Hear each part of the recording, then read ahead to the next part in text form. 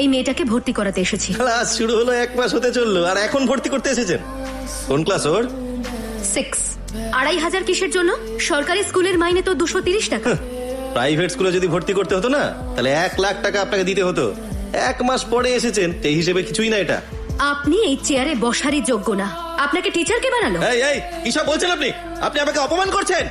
অপমান করলাম বলে রাগ হলো তো? ঠিক করে কথা বলুন, না হলে রাগ কিন্তু আমারও হয়। ও, তাহলে আপনিও রাখতে জানেন? হ্যাঁ, ভালো তো। শরীরে এত রাগ থাকলে ওকে অন্য স্কুলে গিয়ে ভর্তি করান।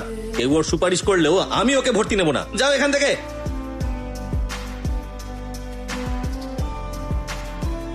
আরে আরে আরে এই কি করছো? আরে আরে আরে মাথা খারাপ হয়ে গেল নাকি? বন্ধ করো। ইনি নতুন প্রিন্সিপাল। আমি গীতা রানী, আজ থেকে এই স্কুলের নতুন প্রিন্সিপাল। সকাল 9টার আগে স্কুলে পৌঁছতে হবে।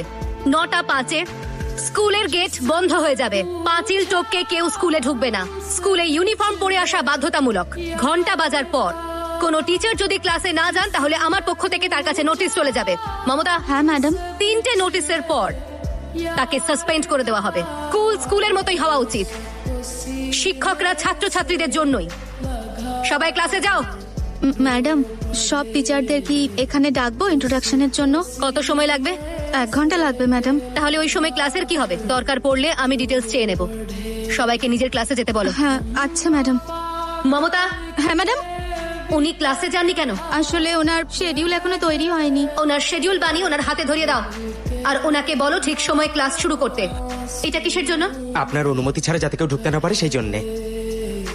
মন্দিরের ভেতরে ঢোকার জন্য কারোর অনুমতির দরকার পড়ে না। ওখানে সবাই ইচ্ছে মতো প্রবেশ করতেই পারে। খুলে দাও ওটা। আচ্ছা ম্যাডাম। আসুন ম্যাডাম, নতুন প্রিন্সিপাল নাকি? তুমি স্কুলের 500 মিটারের মধ্যে কোনো নেশার জিনিস বিক্রি করতে পারবে না। তাড়াতাড়ি দোকানটা বন্ধ করো। আপনি বাচ্চাদের সামলান, আমি জানি দোকান কোথায় খুলতে হয়। আরে আরে ম্যাডাম, ম্যাডাম আপনি এটা তো খারাপ করছেন ম্যাডাম। আরে কি হচ্ছে? ঠিক আছে ম্যাডাম, সিগারেট বিড়িয়া বিক্রি করবো না, গ্রামে চলে যাবো। এই শোন না, কি হয়েছে? নতুন প্রিন্সিপাল দোকানদারের হাত মুচকে দিয়েছে আর অন্য হাত দিয়ে জোরসে একটা ঘুষি মেরেছে। তারপর ওকে পা দিয়ে এমন একটা লাথি মেরেছে যে উড়ে সোজা গ্রামে গিয়ে পড়েছে। তুই নিজের চোখে দেখলি? হ্যাঁ, আমি দেখেছি তো নিজের চোখে।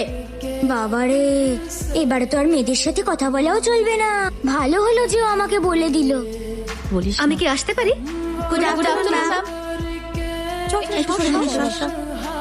বসো না। নাও শেয়ার করো। আমাকে দেবে না? হ্যাঁ হ্যাঁ, নিন না ম্যাম। আমাকে একটু নিন ম্যাম। আমার থেকে